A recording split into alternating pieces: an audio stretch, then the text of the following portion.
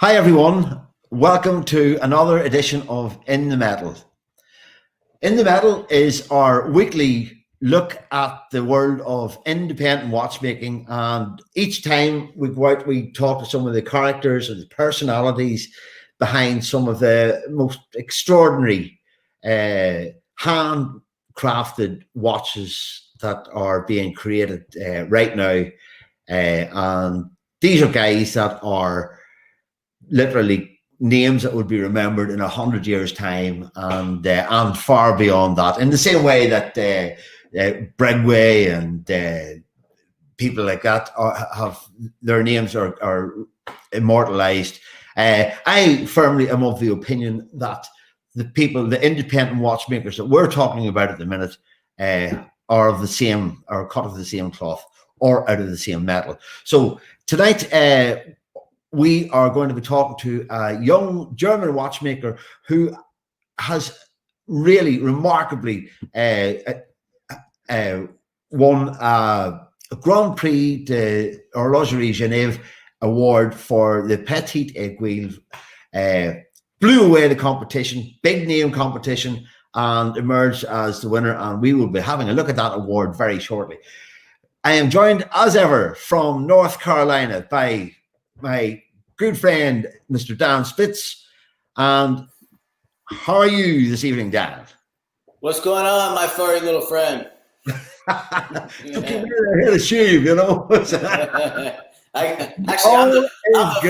the furry little friend today. That's okay, man. You don't have. That's the thing within the metal. You don't have to shave, right? And you don't have to wear a shirt and tie. You know, so, most of the times people don't know. We check in with the watchmakers who are, you know, they're locked in a room like me here for many months in creation, and we check in with them an hour or two before the show. And you should see what they really look like. It's not good. We gotta tell them to go clean back up. You've been in your hobbit hole way too long. You know, run around in their shorts. You know, everybody knows it's a really chill lifestyle. You know, Isn't it heck? So, hey, listen, the guy that we're going to talk to tonight, Dan, is Stefan Kudoke, who is a young German independent watchmaker. And there's this expression called overnight success. And, you know, people think that, you know, it happens in the blink of an eye. But in this game, as you know, there are no shortcuts to this level of expertise, skill, craftsmanship. And so Stefan's story goes back 10 years. A master engraver. I've been writing about some of his watches this week. Well, what I think, I mean, I've been following Stefan a long time. So in my book, it's not really, there's no such thing as an overnight success. Maybe somebody notices you as being your uniqueness in your art, be it, especially in watchmaking or whatever art they may be. Same thing in music. And that kind of happened to Stefan. So he did get that catapult really fast. But that's not the claim to fame, and he's an accomplished, incredible watchmaker. You know, even if we separate what he does as far as his unique engraving and everything in his brand and how he branded himself, this is a true independent watchmaking story. And basically, Johnny, like what me and you have been trying to do with our show, Stefan kind of represents that in a very, very big way to help to show that the young watchmakers or someone thinking about going to watchmaking school, that you can find your path. It's not necessarily going to be just in repair, or if you go into manufacturing later on down the road, you know, you have to do some time to repair watches, work for companies, and then find your way. You know, Stefan's the epitome of that story, and a great success story. And he's just, you know, I call it just starting out. You know, he's just on that journey, but it looks like his journey is already like midway through.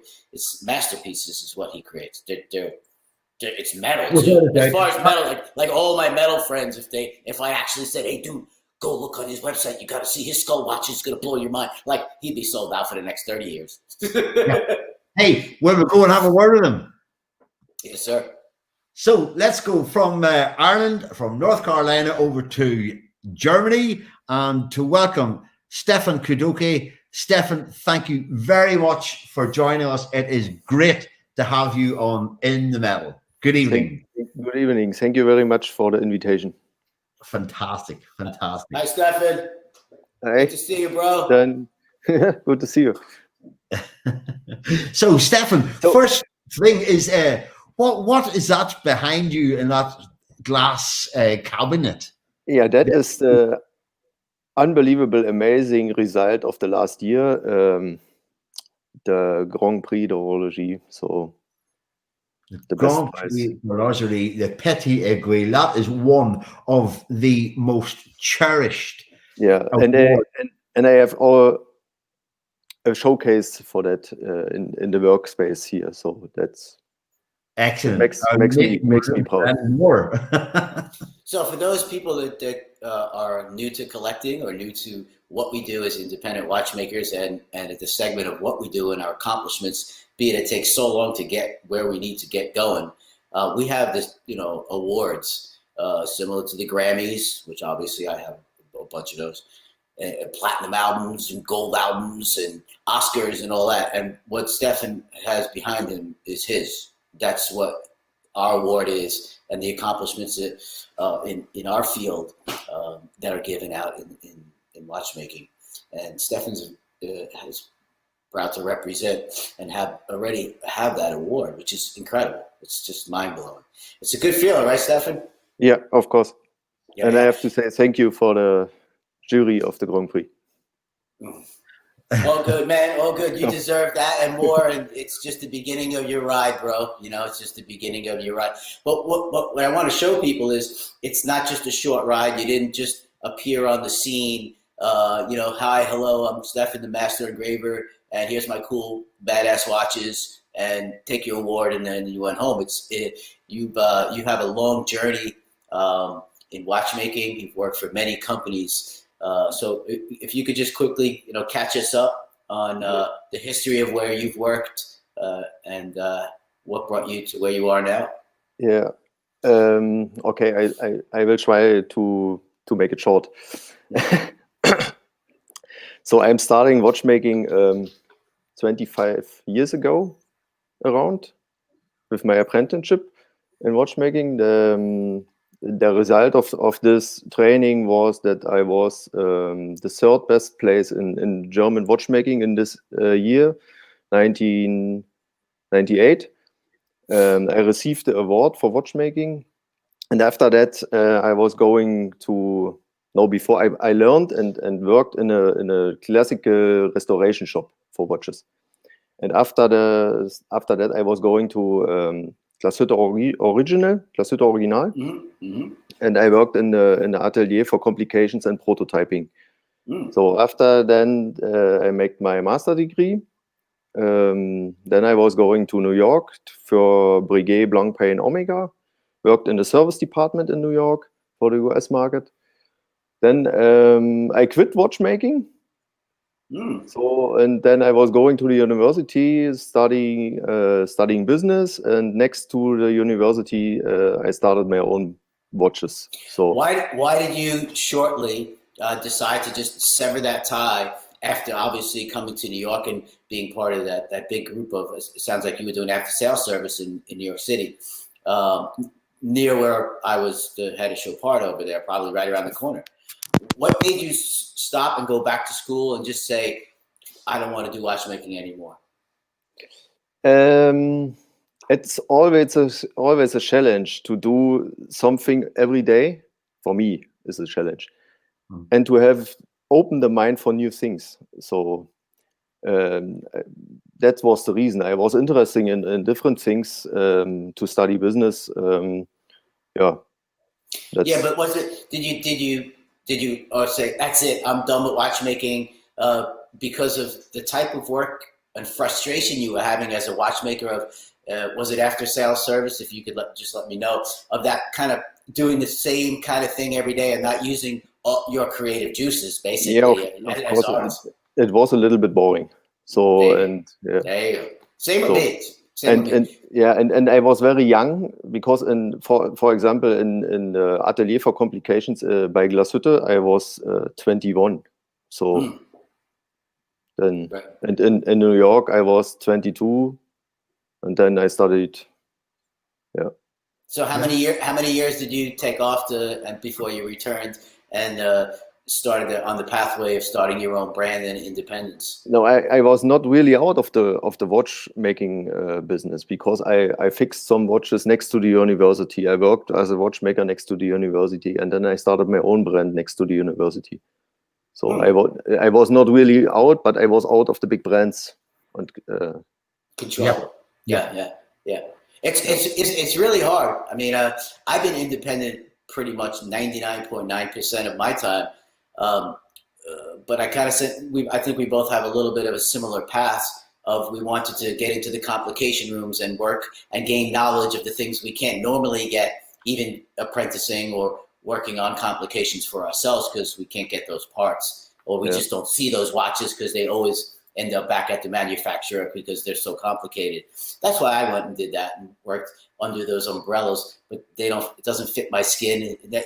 I was placed here to play music and in the beginning and have a free artistic creative soul. So I can't conform. So it sounds like it was a similar road for you. You hit that block. Where am I going to go? What am I going to do? I don't want to be doing this. I have enough knowledge, and you found your way though. And that's killer. Yeah. The point is that there are so many interesting things outside.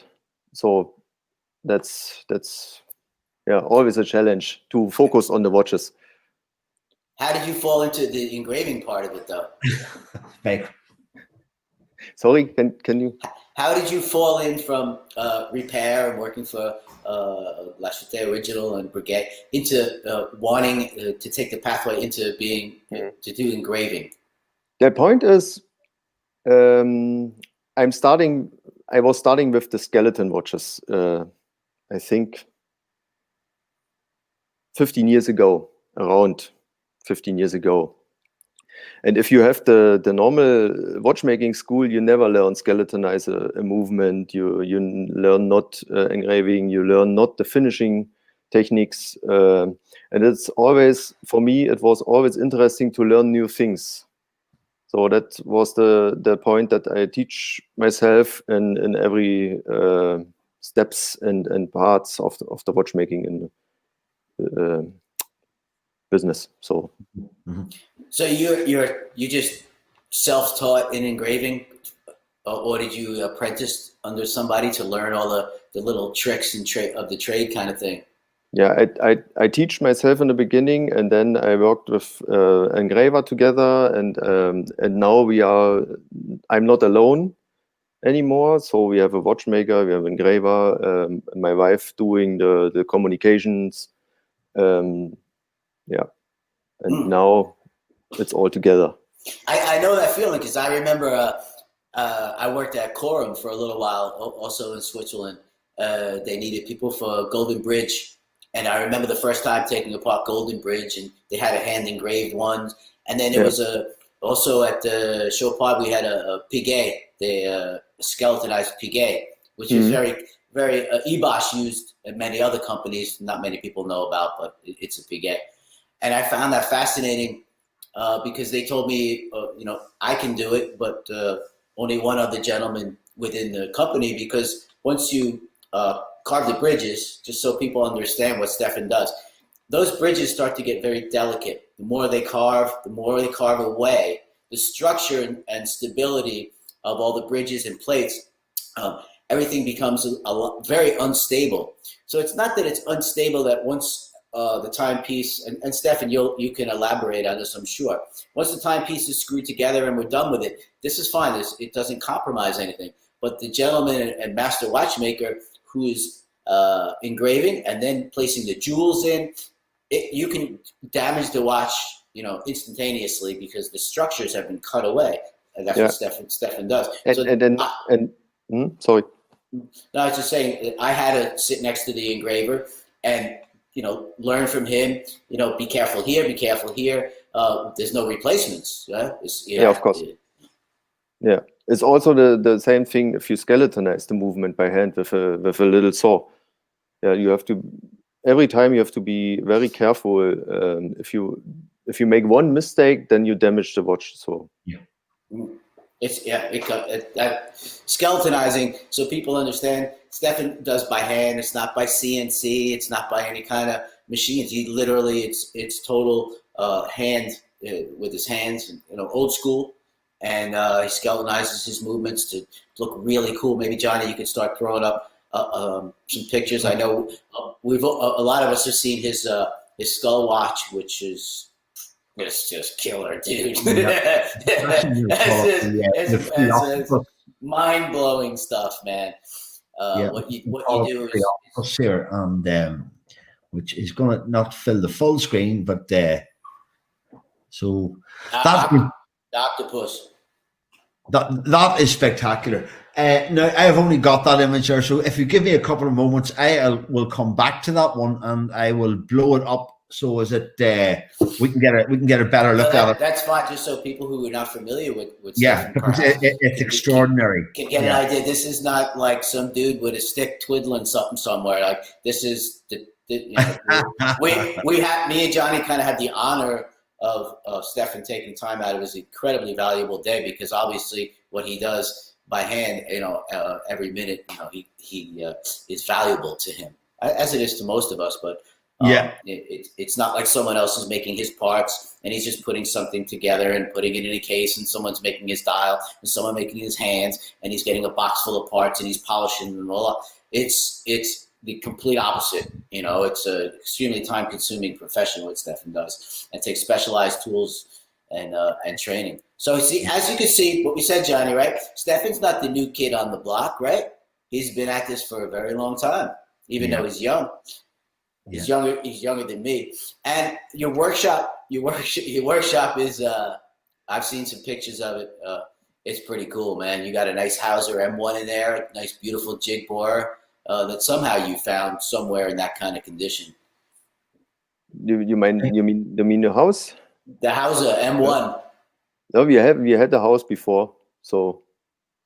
No, your jig borer, the pointer machine.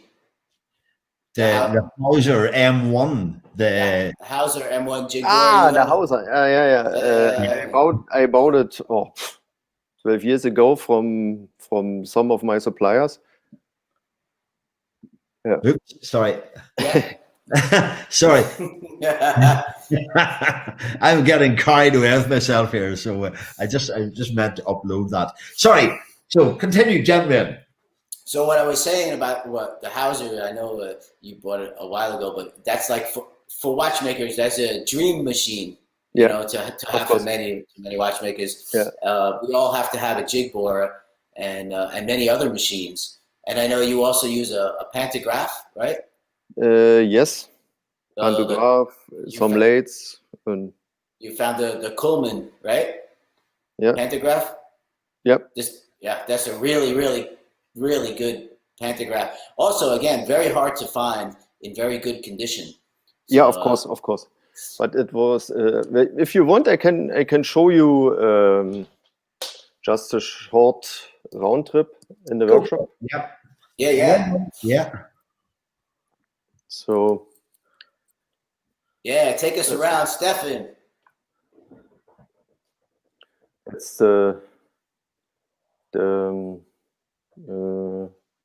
machine area. So. Fantastic. Shablin 70. There's the Hauser next to the Shablin 70. Yeah, there. Beautiful. Goldsmith table, microscope, and watchmaking tables. My office table. Beautiful. Yeah. So that's the. That's home. Yeah, of course. I live upstairs. Oh, you do? Oh, so it's all in your home. So you truly are. All right, listen, people. I've been trying to tell people, the word in-house and in-house made or in-house movement is so abused by all of the corporate companies nowadays. They've actually stole it from independent watchmaking, and they abuse it. Yeah, our movement is made in-house. Listen, let me tell you, all of you, I'll tell you it again. what you just saw Stefan say and what he showed you is he is truly in-house. He lives in the house that he produces his product. Same with me. My shop that I'm sitting in here, I sleep upstairs. It's the best way, actually, because for me, at least, I'm a nighttime person, and I can work whenever I choose to work. If I'm not in the mood, I don't work. If I'm in the mood, I go work. I'm not good with rules and regulations and reporting to duty at 7:59. Johnny knows that I'm late for the show. I'm late right on time. It's also 30 seconds past the hour. Absolutely.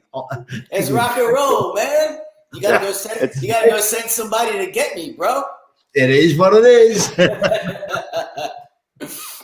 So, Stefan, man, you've come a long way. It is true. You've come a long way really fast because in independence, being an independent watchmaker and making your stuff in-house, but developing your brand and your name, that usually takes millions and tens of millions of dollars for another luxury brand, let's say.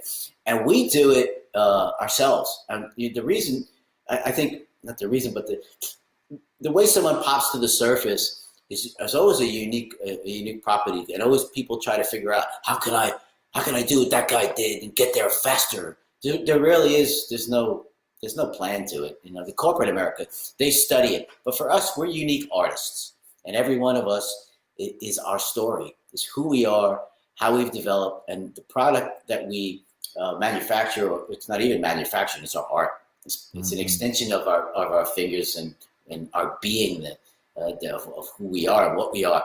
So your art popped because there's nothing else like it. And that's really the bottom line. You didn't have to spend millions of dollars that none of us have, right? Probably we would all spend it the wrong way anyway. We wouldn't know what to, we'd probably buy more houses, more jig borers, more gold, more platinum, or whatever we would do with it. We popped to the surface because of the uniqueness of our skills, and your uniqueness of your skills has been recognized across the board, totally across the board. Because look at the award that's sitting behind you and the recognition that you've accomplished, and it shows for itself. You found a pathway that nobody else can copy. And in music, if you're familiar with my past, that's the hardest thing in music to do, to come out with music that sounds like nobody else previous to you. It might be similar in some respects and have a comfortable flavor to it, right? But it's not the same old stuff over and over and over again, trying to sell it with it changing red to blue and blue to green and green to yellow, and it's a limited edition of 10 and 12 and 4. That's just it's crap. That's not what we do. We're an extension. What you get from an independent watchmaker, a true independent watchmaker who's trained like Stefan, is himself. His story. So. And Stefan's story is really, really cool. It's really unique. Yes, he's in Germany. It is outside of Switzerland. So anything outside of Switzerland is quite difficult to get supplies and suppliers. Even though Germany, I would say, is second to Switzerland because you have Glashütte and you do have some suppliers. It's not as difficult as where I am, which is of course. It's impossible. This is it's like a stone wall, But it is really hard, right, Stefan? It's still where you are. It's very hard. I know you started to, you have your own movement now. And can you tell us a little bit about that and the struggle to develop a new movement without spending, $40 million in 8.5 years to do so? It is always a challenge. You find a way to make a new product with your skills. So it was very hard to find a design what I like. So and someday I had an old pocket watch in my hands. I bought it on eBay some years ago, and then I was looking to this pocket watch, old English pocket watch, and that was the inspiration for the design of the new movement. That the balance cock is not like the Glashütte style on the side, 3/4 plate. So the balance cock is on top of the plate, like the English old pocket watches. Let's see. So, and it's always very, very, very difficult to find some design elements which not exist in the market. So, yeah, it's always a challenge to construct it or things, new ideas, which is different to the market. So, yeah, and that is very, very different. As you say, you can see the inspiration of the early English pocket watches with that frosted finish, but the balance cock, the way that you have that, and we are able to showcase your engraving. We actually have a close up of it. Let me see, caliber 1, the balance. That's, yep. You see, so people, anybody watching this, there is no room for error here. If you don't get this right first time, you botch that. That could be a week's work or longer. How long would it take you, Stefan, to engrave the balance cock? The engraving of the balance cock, it's, I think, around two hours for the balance cock. But the more difficult thing is the grinding on the wheel plate, which we actually can take a look at you doing that. So, Dan, you're going to disappear for a second here. We'll have a little short video. Just let me move that comment. And so this is actually showing how you achieve that finish.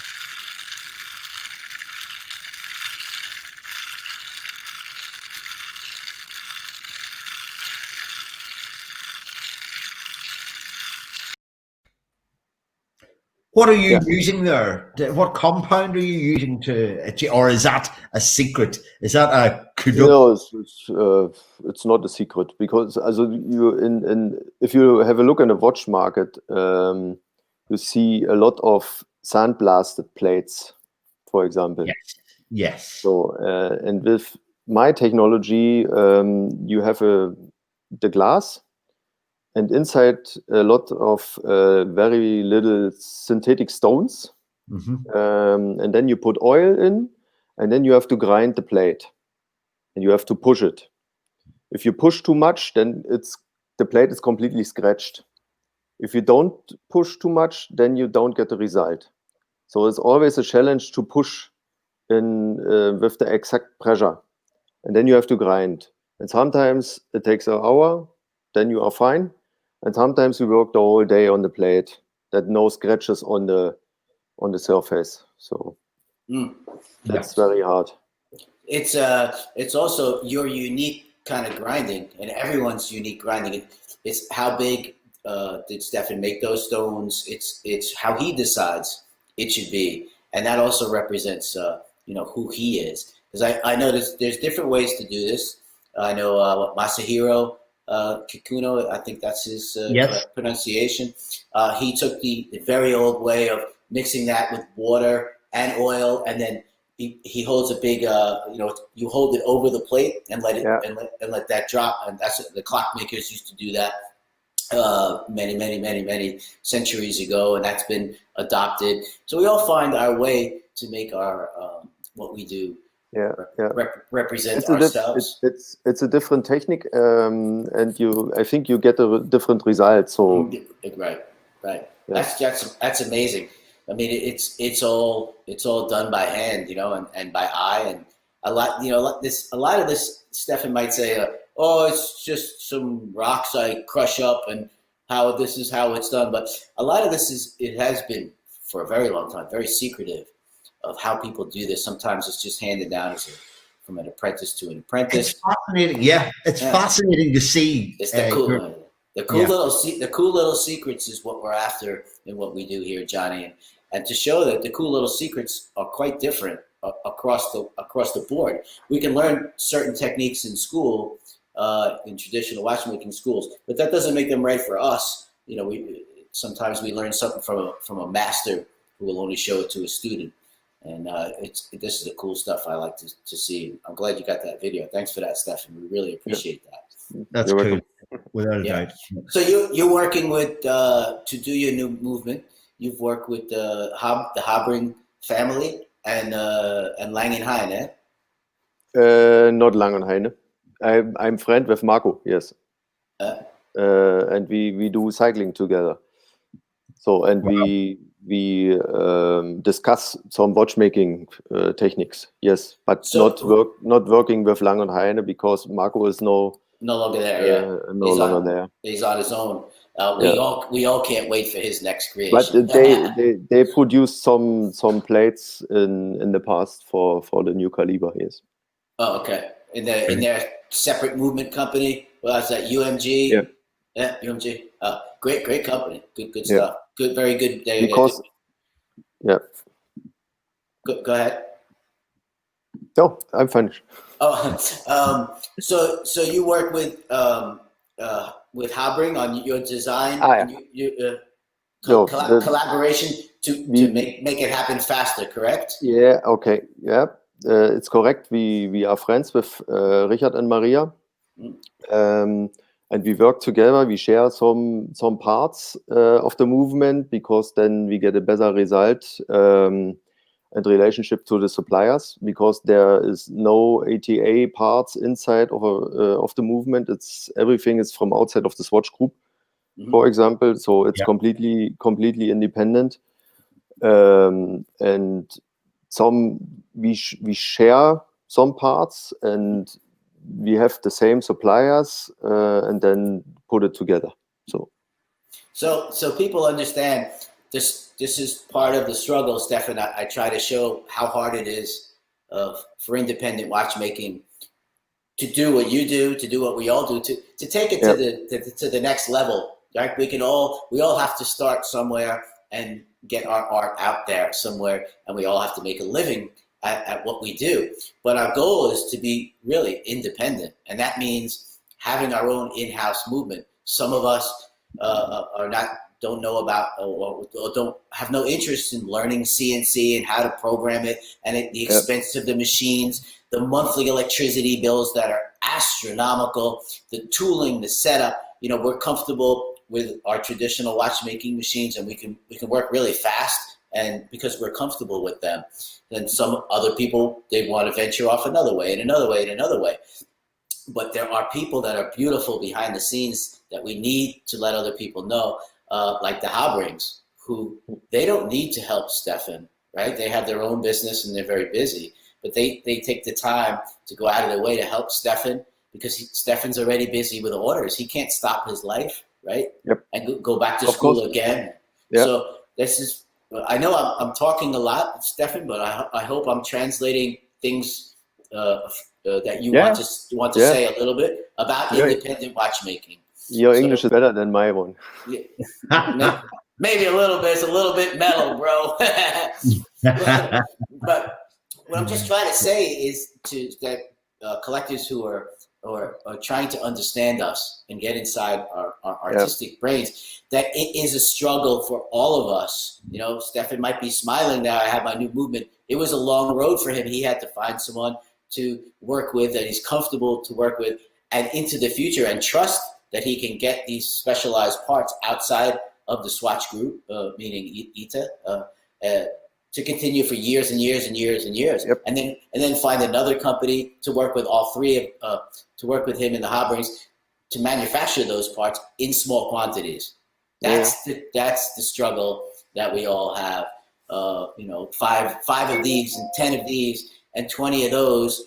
Yes, we need more. We know we want to say Stefan wants to produce many of his movements for the next 20 years, but that we don't want to buy, $500,000 worth of escape wheels right today.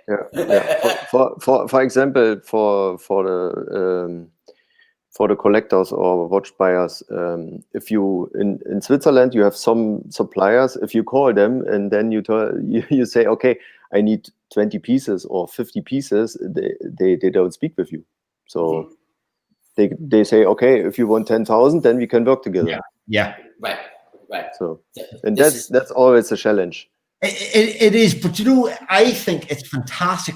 It's part of the independent community that you guys can work together. You don't need to rely on the big monoliths who will only provide you with 20,000, 50,000 units of a particular component. So that you're able to work with Felix and Maria.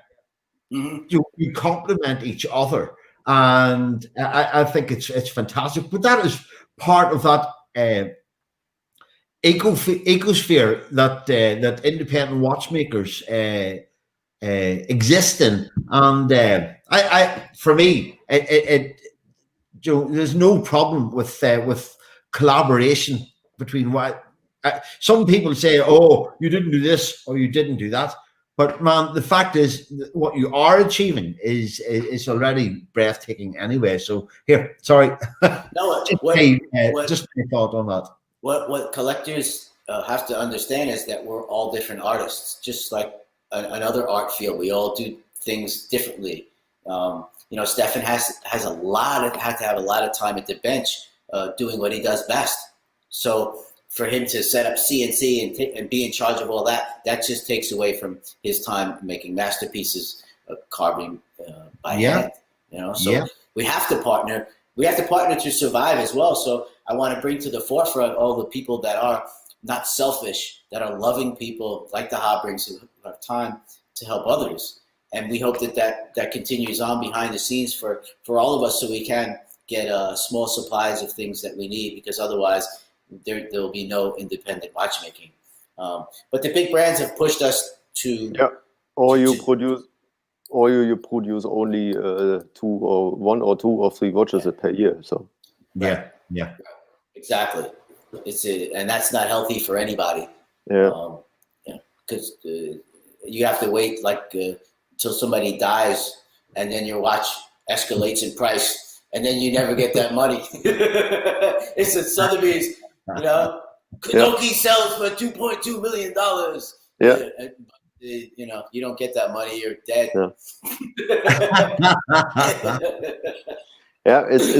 It's always a challenge, because you have to live with your family, and your kids need food, for example, right? So however romantic the idea is, I'm going to do this, I'm going to do that, the reality of life is that you got to put food on the table.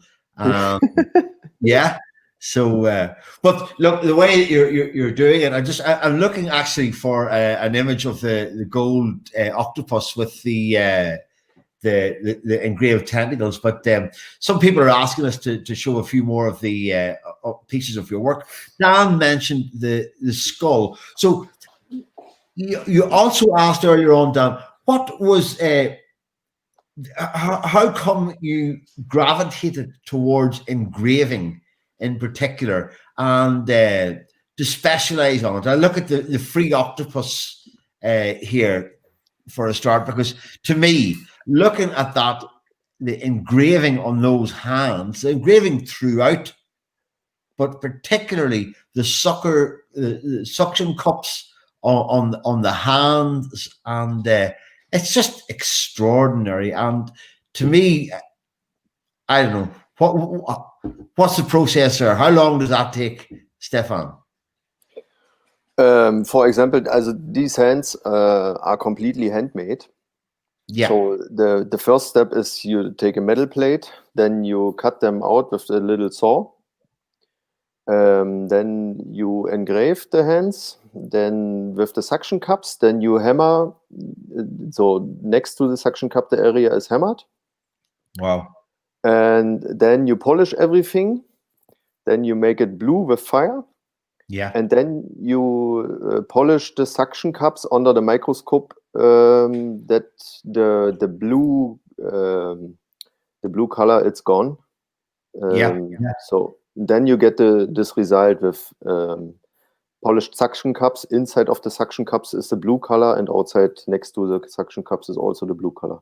So I think you need 1 or up to 2 days for a pair of hands like this. That is what makes these watches stand out. That is the attention to detail. This is no mass-produced piece. This is absolutely. I can imagine the painstaking dedication that goes into every one. Can I ask you a question, Stefan? Did you ever get it wrong? You have to start again, or throw out a set of hands, or what? Yes, of course. In the beginning, a lot of, and now it's a little bit less. But yes, sometimes if you cut out the hands, because the material is only 0.3 millimeters. Yeah. And if you cut it with the saw, then and you push too much, then it's gone. It's broken. So yeah. That's what people have to understand. When as independents, how long it takes us to do the smallest of tasks that they may take for granted.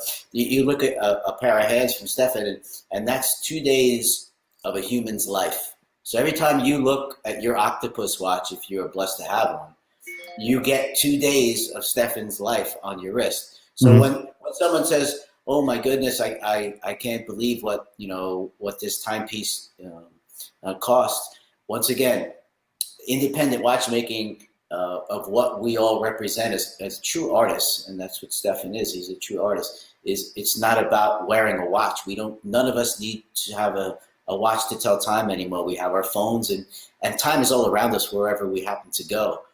It's truly art for the wrist is what we do. It's what all of us do at Stefan's level of independent watchmaking, and what I create here. This is years and years of our lives just to start, and then years and years of perfecting the art. And with Stefan, you can call Stefan and work with him to create a design that he'll hand carve that's like no one else is on the planet. I mean, no two are alike anyway. But you can literally work with Stefan on a specialized piece, correct, Stefan? Yep. Yeah.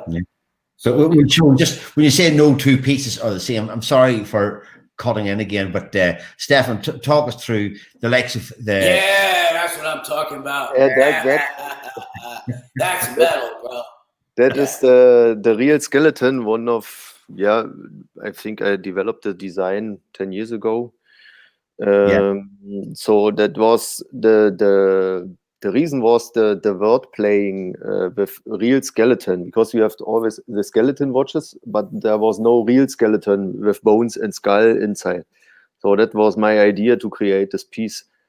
And you can see here the bones and the skull, and in the eyes a little the diamonds inside. And then also the hands are like bones, and then different colors in the electroplating. That's a very complicated process. So again, that's another speciality of yours, is electroplating, and we will come to that in a moment or two, because again, we have a short video for that as well as a couple of images. But what you were looking at there, it is impossible to make two identical pieces, because everything is crafted and engraved by hand. It's extraordinary, and I think you set a standard there. I think a lot of other watch brands have. I know I've seen another German watch brand who used the skeleton, the skull and bones motif. And there's been other skeleton products out there here or there with skull and bones, but let's face the fact: it's CNC cookie cutter crap. Okay, that's what that other stuff is. When I saw what you just saw, when I first saw Stefan, what Johnny just put on the screen, that skull, that your skull and bones watch. I just stood there in amazement, and I knew it was handmade. I was just like, okay, who's this crazy guy? Because that's what I would wear. Like that's a metal dude, and what I said earlier, if all my friends in the heavy metal arena, if they would say, Dad, besides your watch, dude, I know I want to get your watch, Dan, but besides yours, what watch should I get, man? And they told me a price range or whatever it may be. I would say, you don't need a price range, bro. You need Stefan Skull and Bones watch, because that he can't go any higher, man. It's metal. It's almost like that's a watch like I probably should have invented and made myself for all my metal friends. It's spot on the money. It's so beautiful. Thank you. It's one of a kind. And even if you created, another one for somebody else, coming from me, this is it, people. That it's never going to be topped ever, unless Stefan does something else with an octopus and a skulls together, or the octopus is eating the skull's head or something. I don't know, but he's got a metal brain somewhere along. For example, there are so many skeleton watches outside, and they look like the same. And skeleton watches in the past was always for me, okay, you cut out some material and then that's it. So, and my challenge and my idea was to create art on the wrist. So that's the reason why I make designs like the octopus or the real skeleton or other things. I was always trying to do a motif inside of the watch, what can tell a story, for example. Yeah. Well, when you start a design, can you tell us how that process? Are you drawing it on a napkin? Are you working in CAD on your design? Like no, you were doing the skeleton. Can you explain that to us? I don't use CAD. I make it very, very classical on, for example, let me show some things. And while you were making the skeleton watch, were you listening to Rammstein? So what? Were you listening to Rammstein when you make that skeleton watch? Do you know Rammstein? Yeah. Do you know Rammstein? No. You know this band, this German band? No. No, Rammstein. Rammstein. Yeah. Okay, yeah. I don't. So I say, when you're listening to Rammstein when you make the skeleton. For example, I do all the designs on paper with a drawing like this. So I started with the movement behind, and then I make my drawings for the skeleton on paper like this. Cool. Excellent. Yeah. Different styles. For it looks like this. Again, let's see. Mm-hmm. In the starting process, or like this. Mm-hmm. These are 6 foot 9/8. Yep. The base for the skeleton is a 6.498 because this is one of the best movements to build real art skeletons, because you have a lot of space. Mm-hmm. That's the unit task. When you work with the skeleton watches. So if you have a small movement, then there's no space and a lot of holes inside, and then you cannot work with a nice design. So that's the reason. Well, when you're making and working with that movement, are you sometimes just throwing away their bridges and making your own bridge, or are you always thinking to carve around the original bridges? By the skeleton watches, I use the original bridges. So I disassemble the complete movement, and I'm starting my process with the drawing, make the drawing on the watch parts, skeletonize everything, engraving everything, electroplating everything, and then put all together, and then you get a result. Amazing. That's crazy. Can you tell us what you're using? Tell the watchmakers at least. How are you using the Coleman pantograph? For those that don't know, Coleman made many pantographs. So the pantograph has been brought to the forefront of independent watchmaking because of Masahiro Kakuno, I think, basically, doing so much work on his. But not many people are familiar with the Coleman. I am, because they have a very rare one that I've been trying to find, which is the same as Stefan's, but is 3D. It goes in all dimensions. So they're very hard to find. They're not terribly expensive when you do, but they're usually trashed and unrepairable. So can you explain to us watchmakers what parts and how you're using the pantograph, and for collectors, maybe a little bit of what a pantograph is. Yeah. I don't use it very often. So, for example, if I work on the hands, if you cut them out with the machine, every hand is the same. But that is not my philosophy, because I cut them out with the saw, and then every hand is unique. So, but the material sometimes is a little bit thick. Then I put it on the pantograph and grind it up, for example. That I get a smaller hands. So, but I don't use it very often, this machine. Wow. Because I'm working more with the hands. Wow. So all those little say on the octopus watch, all the little tentacles and all that, that's just strictly just hand carving 100%. Yeah, it's always cut them out with the saw. So you don't really use the pantograph for much at all. I find that quite fascinating, because it can be used for I know a lot of engravers that do kind of use that. It's kind of an old school CNC machine if you use it, similar to, say, how Masahiro Kakuno or some other people who are making handmade watches, they make their gear blanks can be made from them, because the arms of a gear, if we're going to make a gear ourselves and cut our own teeth and everything like I do here, the arms of the wheel are very hard to make.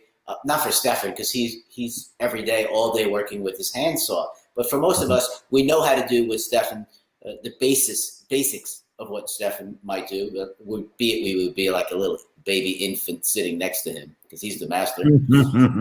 but even for us to cut those 4 little spokes, that's like impossible. It takes like forever. So we have adapted pantograph machines nowadays to do those wheel blanks, which is, I think that's a very incredible thing that Masahiro has pushed forward. And actually, the machines are in the schools now as well. So it's really helped us as independent watchmakers to find out that you want to use it to be a surface grinder. It's pretty funny.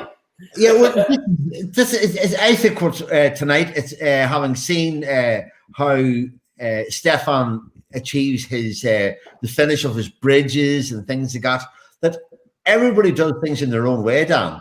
And so where it's a surprise to you to see that it's I think, to me, it's fascinating to see that there are so many different ways of doing this. Yeah, but what we're supposed to do, Johnny, is show collectors who are interested in the genius of someone like Stefan that what I thought Stefan might have been doing is actually not true, which is perhaps Stefan made his drawing of the skull and bones bridges, right, which is be normal. Then he would make a plexiglass enlarged plate of it, put it on a pantograph machine, and use the pantograph for the basic outline of the bones, and then he would hand carve. That's actually how, as a watchmaker, I thought Stefan was working. That's how I would probably work. And to find out that he's doing everything with saws and by hand, he needs to triple his price.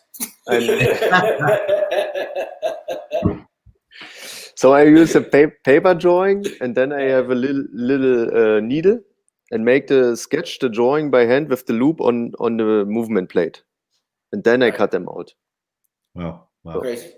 Well, listen, I tell you what, we've been talking about your work again. I've just looked at the Panda watch.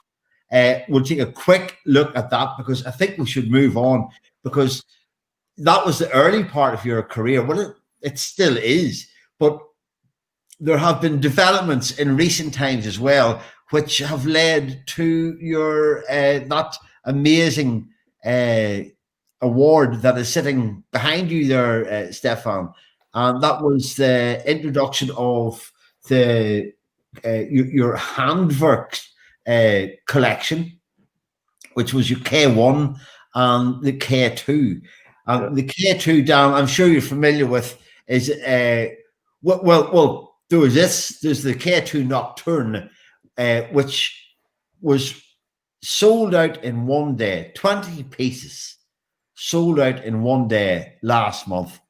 And what, like that is 20 very lucky collectors. Yes.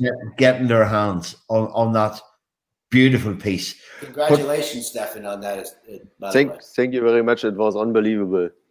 So totally, yeah. To look at the watch as a whole, it is a beautiful. It's just gorgeous. It's minimal.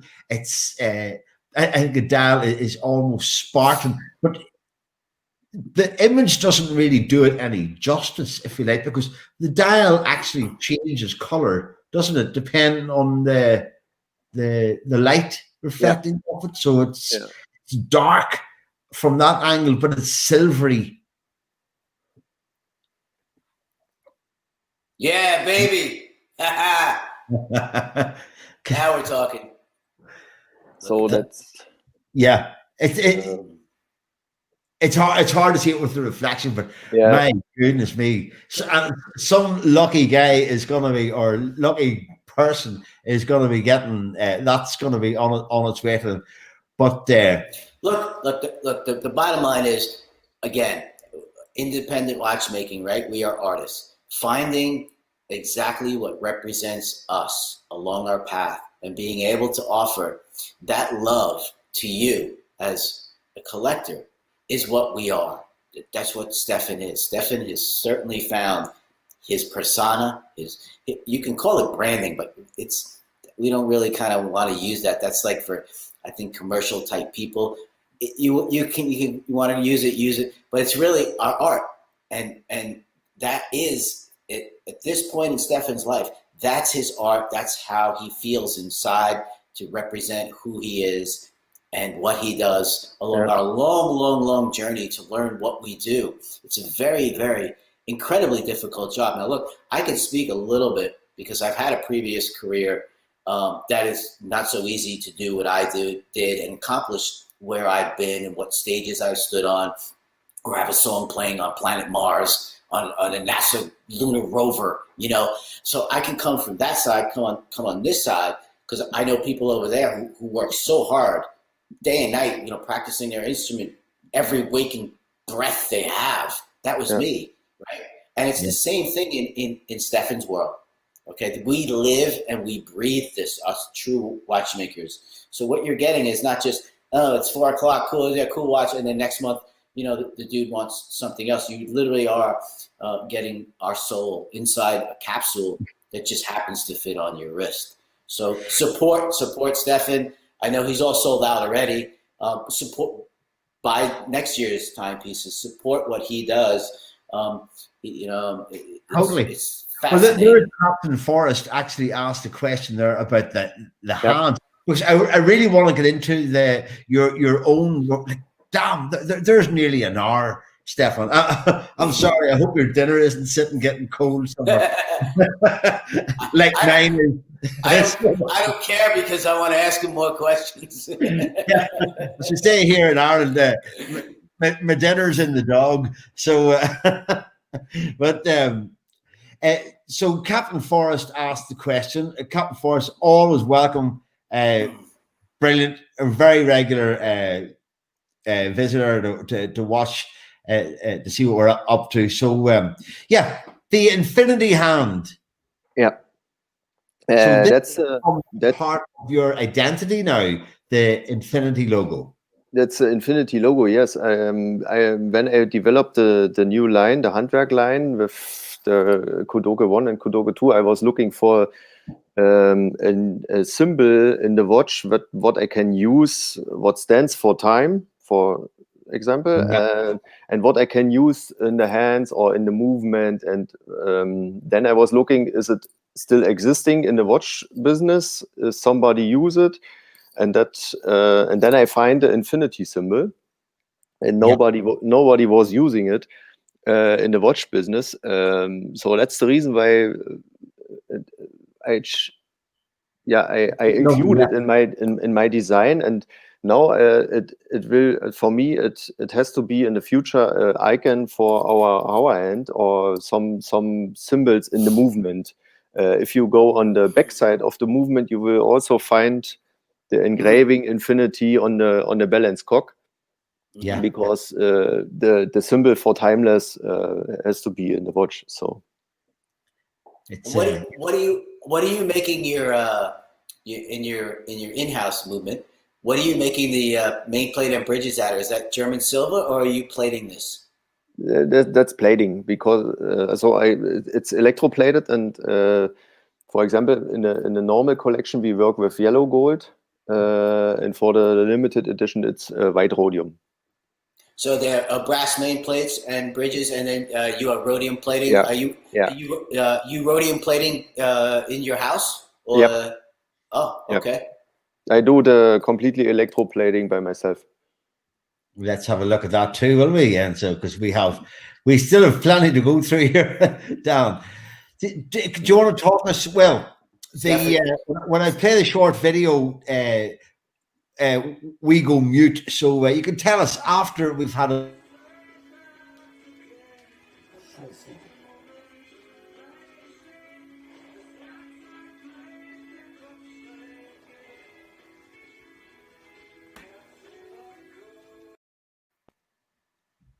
Got cut off. That is the start of your electroplating process.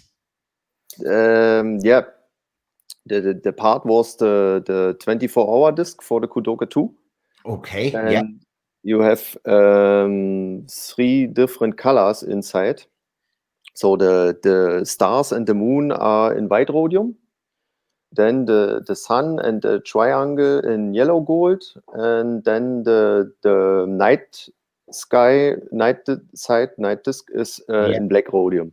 So, and then if you go in the electroplating process, you have to cover the parts in the different steps. So I have to paint it with a little tool to cover the white rhodium.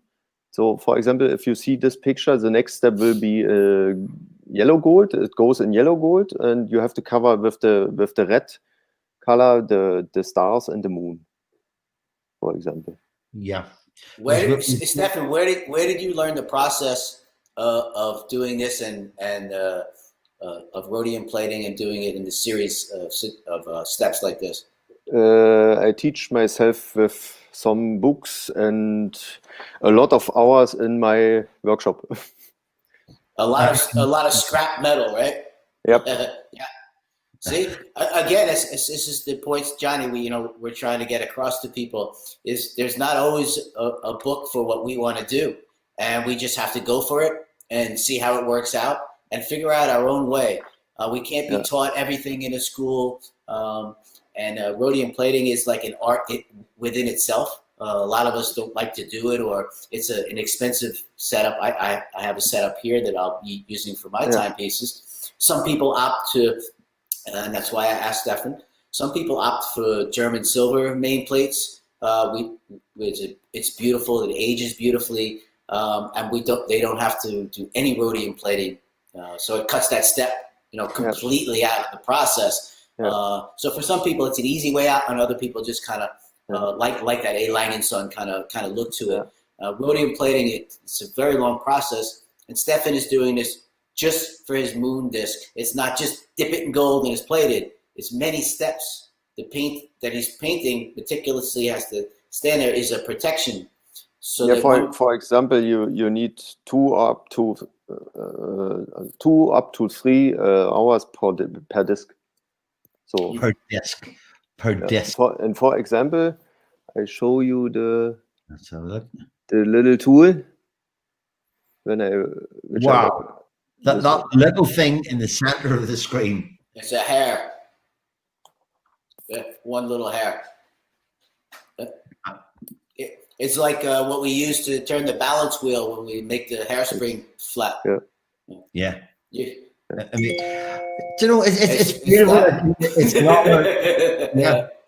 Right, Stefan? Everybody looks at us like we're nuts sometimes, and then we have to think to ourselves, maybe we really are. Yeah, I think I'm painting with a horse hair. Yeah, exactly. Now, and the process is the same for the skeleton watches if you have different colors inside of the movement.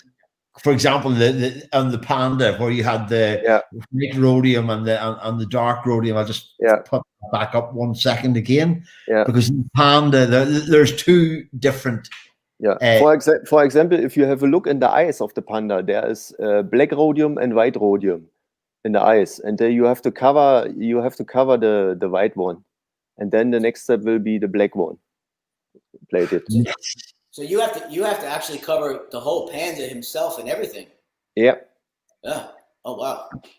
So the first step for this watch is white rhodium, and then you have to cover all parts which will stay in white rhodium with the red cover plug. Wow. So, and then you have to put it in a black rhodium. Yeah, so it actually looks red while it's being created. Amazing. That's so cool. That's so cool, man. You're a badass, bro. We actually got away from, because we were looking at the processor of the electroplating. So that explains the red. So the red is covering. Yep, it's like nail painting. Like nail painting is a great analogy. Yeah, and there we can see the tool that you're using to apply that, and but the end result, and at the end of the day, Stefan, this was one Petite Aiguille in the 2019 GPHG, and you know, I have seen plenty of 24-hour day and night displays. I love the simplicity of that, and I love there's a sort of a natural finish to that there. I love the little gold arrow, which is just a tiny little piece of ingenuity to display the art. It's a tiny little piece of Stefan, because normally there's tons of watches out there with moon discs and this and that, and everyone tries to be a little bit unique, but most, I would say 99.999% of them, you know, they just look like it's manufactured crap again. And again, that's what sets Stefan apart, and you know what he does and who he is. That's the way he won his moon disc, and because he's independent, because Stefan runs his business and didn't have to go to a bank for loans or some guy in a suit to start his business that is telling him what he should do because it sells more. He gets to do whatever Stefan wants to do on that day in his life for what he is, to represent his independence. He is the epitome of what modern day independent watchmaking should be, is, and everyone should be spending their money on if they're a collector and have one of his pieces in their collection. And right, Stefan? I mean, am I a little off track here, or am I representing what we're supposed to be as independent? Yeah, exactly. Yeah. Well, the fact that all 20 pieces of the Nocturne, K2 Nocturne, sold out in one day. I know I have seen people talking about it. How did I miss this? Do you know? And but again, do you know something, Dan? I'm not sure if you're aware, but there's a number of small independent brands. Maybe not all small, but the likes of Zapek sold out in one day. Or not in one day, but in a few weeks, of a pretty expensive limited edition of 99 pieces. Ming selling out left, right, and center. Hajime Yasuoka, bang, gone in one day. And now Stefan with his Nocturne, the K2 Nocturne, one day. There is a growing awareness of independent watchmaking. And you just said something there, like about why people would buy mainstream brands. The argument for buying mainstream brands is becoming weaker every single day. I think that these are just absolute works of art, and they are, number one, it's not that it should be, but it's more affordable than, you know, it's more affordable than a blooming Rolex. Do you know what I mean? But what would you have any day? Not anymore. Stefan just raised his prices. He has to. Yeah. Well, Now, You know, look, I think you're busy. I think at the end of the day, as long as things are, as long as the books are adding up at the end of the year, but Rolex don't do anything like that, do they, Dan? Look, independent watchmaking is not about putting a brand name on your forehead for them to freely use you as an advertising tool, because that's what that is. And we're the opposite. We're the thrash metal, be it of luxury, of our art, and what we do is micromechanics. We're the opposite. You've already went through all those brands and spent all your money, working your way up the ladder, and then you realize that the true artists and the true products that have longevity to live for centuries and centuries are with us, because we've already been at those brands. We've usually, someone like Stefan he's at a young age already, working in the complication rooms for Glashütte original. Same with me. So we've seen all that, and we know how to produce something that's way better than what we used to work on, and that's what you get from us. That's for sure. We're the cutting edge that everyone else wants to copy, and they can't figure out how to do it in mass production because it can't be done in mass production. It's art. It's our soul, man. It's in our blood. You can't copy it. You can't copy my old music. If you do, you're going to suck anyway. You can borrow little bits and pieces of us. Yeah, I'm so pleased that somebody has agreed with me 100%. That happens about twice a year for me, so someone agreed. It's just like for me, like today, this week or so, I'm working here on my. That's how I like. This is this. Let me see if I can get it on here. Yeah, get this away from here. So this is one of my setting wheels. It's there's 18 parts that sit inside a double click crown wheel. So that's just the outer wheel that I have to sit and make by hand here, and then make all the parts that go inside that wheel, because my vision for my timepiece,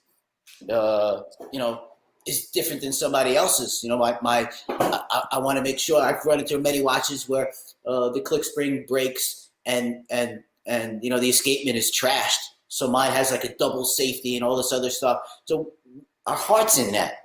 A company can't sit and take the time that we do as independents. The love, basically, and passion of what we do.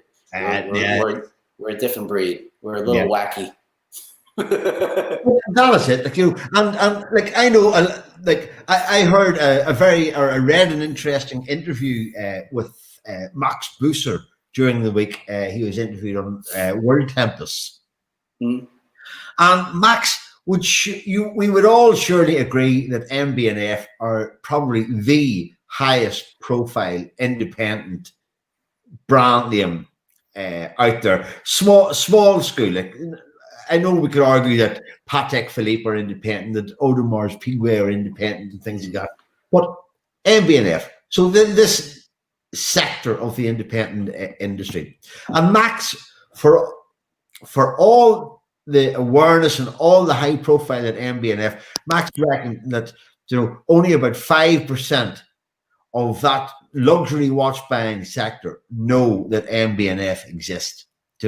So it still puts it in perspective that this is an emerging sector of the industry, and those of us who are lucky enough to know about it, that's we're the ones that are talking about these extraordinary watches. And for you to beat the competition that you did, Stefan, for the GPHG award behind you, you were competing against Tudor. The watches that you were competing against were mostly big brands. Yeah, of course. So I think that was one of the absolute best stories to come out of the GPHG 2019, and it's like way back when at the Grammys, you'd have all the pop stars all televised on TV, all pop music, and they would have one rock category, right? That's it. Album of the year, maybe I think it was for the rock guy, and it would go to I don't know, U2, that's rock, right? But then they finally were forced to have heavy metal Grammys. They weren't televised. Wouldn't even put them on television. So when we're up for Grammys for my past band, we're there, but it's not even being televised. So it's like, even though we're the creators, we're the ones that are pushing the boundaries, working with the guitar manufacturers to make better instruments. We're the ones with that kind of mind, the creative mind that is in watchmaking, which that's why if you're a metal dude and you're watching this, you're wondering how I ended up over here. It's that creative mind. It's for Stefan to have the award that's sitting behind him is that same kind of thing. It's like the metal dude who wins the Grammy, and over the big corporate America, big corporate music, whatever it may be. And it shows how far all of us have come. And Stefan is a representation of independent watchmaking, exactly what we are. Without a doubt. Stefan, here is a question from Captain Forrest again. And I'd love to know, because I assume this was a complete surprise to you on the night. Yourself and Eve were in Geneva attending this gala ceremony, which is the equivalent, as Dan says, to the Grammys, or it's the equivalent to the Oscars of the watchmaking world. Whenever I'm writing about the GPHG awards, I usually describe it as, it's the Oscars of the watchmaking industry. I'll have to change that, because I'm going to start calling it the Grammys, because now I would be a sin if I didn't. So what was the feeling like on that night? Yeah, the feeling. We never had it in our mind with my wife that we can win this competition. So on one side, we was very happy and it was a dream. And on the other side, it was a nightmare to go on the stage to speak in this big room with all the people. So, normally the watchmaker is on the watch table and it's not the big speaker. So, yeah, but it is a dream to win this competition. Fantastic. I'm sure it's a nightmare you would happily do again, would you? No, the point is, now more and more watch collectors, they realize that Kudoke exists. So because before I was in the niche market with the skeleton watches. Yeah, there are the collectors for skeleton watches, but outside of the niche market for skeletons, there are the big watch market with the collectors, and they don't know Kudoke in the past. So, and that's it's changing very fast now. So, but that's actually go back to something that I said very early on about overnight success. It has taken you 25 years to achieve overnight success. Of course, a long process, and the hours and the days, the weeks and the months of working away at your craft, sometimes maybe doubting yourself, maybe asking, are you doing the right thing? As you say, you stepped away from watchmaking for a time when you were younger, when you were 21, when you were going through Glasgow to Original, and so for this is a vindication of all of that effort. And I don't know, Stefan, I think that award looks very lonely sitting up there. So you think you might go for another one anytime soon, or? Yeah, we will see. Brilliant. So I think it's just incredible for all of independent watchmaking. To have Stefan and V&A who broke through, and the recognition for me, obviously is I've been through similar situations in my last career. It's not really about the awards. It helps to get us recognition, like Stefan said, that we would normally never get before. Really, we just like to get back to our bench or back to our art, creating and doing what we do, and I know that we can keep doing that and giving that love and our love in our art to others, because we're alone in a room. be it what we do as watchmakers or in music, we're usually practicing our instruments or what it may be. And for a musician, he gets to go on stage, right? For that brief moment, be it 30 minutes as an opening band or be it 90 minutes as the headliner, and we get to feel that love back, that feeling. In watchmaking, when Stefan's done with a piece, sometimes he may deliver it to that person. They may come to his workshop, or later on, that person sees him somewhere when he was able to travel before the pandemic, and he feels the love. That person, like, they really, right, Stefan, they like almost want to like hug you, and like it's that love, and that's the biggest thing, that we're making someone smile and giving them happiness through our art. Yeah. And that's what it's all about. It's reciprocal, because if we're not making a product to give to you so you hate us, it won't work. It's too much pain, bro. It's too much pain. Stefan, I had a question. So Kudoke 2 Nocturne sold out. How many pieces are you able to produce a year now? So is that your entire 2020 production? The books are closed, or how many pieces can you do? We I think this year we will be around 80 pieces produced. Wow, that is awesome. How many people do you have working in the workshop with you? A watchmaker and an engraver. Amazing. So three people. That is one busy shop. Yeah, that's one busy shop. You're not sleeping much. No. Hey, because it's probably listen to Amtrak or something, man. Like, you'd have been working at that speed, like, you know. Hey, wait a minute. What music was playing during that video, and what music did you grow up listening to?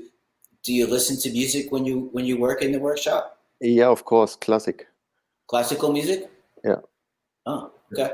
Mostly classical. Yeah, and in the galvanic video, it was also the only the radio. So I don't know. There you go, Dan. Your magic seems to have evaded the workshops of Kudoke, but it's man. I don't know. Maybe the engraver is listening to Slayer or something. I think something wrong with that guy, man. You know. So. Yeah. Somewhere along the line, it's got to be some metal in that skull and crossbone somewhere.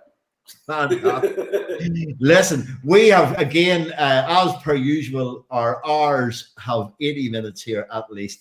Stefan, I want to thank you for stepping up and cover, because I know that you don't do this kind of thing very often. And let me tell you, it has been an absolute pleasure getting to know you. It's also very difficult to follow the English conversation for me. Yeah, you did really well. You did great, man. If you weren't following it, you did a very good job of pretending, let me tell you. No, you did great, Stefan. Absolutely. And it is really hard for me and Johnny to get some of the people we do talk to, like Stefan, on here to talk about things that aren't normally talked about. There is great language barriers. There's many people we can't have on here because of the language barriers. So we greatly appreciate that, Stefan. You did amazing. Yep. We are all in awe of your art and your skill. I'm speaking from as a watchmaker and a lot of my watchmaker friends. Thank you. We love what you do. Keep going, man, and create some cool stuff that no one else has created, man. And if you're a collector, you need to get Stefan's pieces, because for certain, they're just going to climb in price and his availability to make them. So get going and sign up and definitely purchase yourself some of his pieces. We'll be putting links to your website on. We've got a new website coming too, Stefan, so you'll be on that.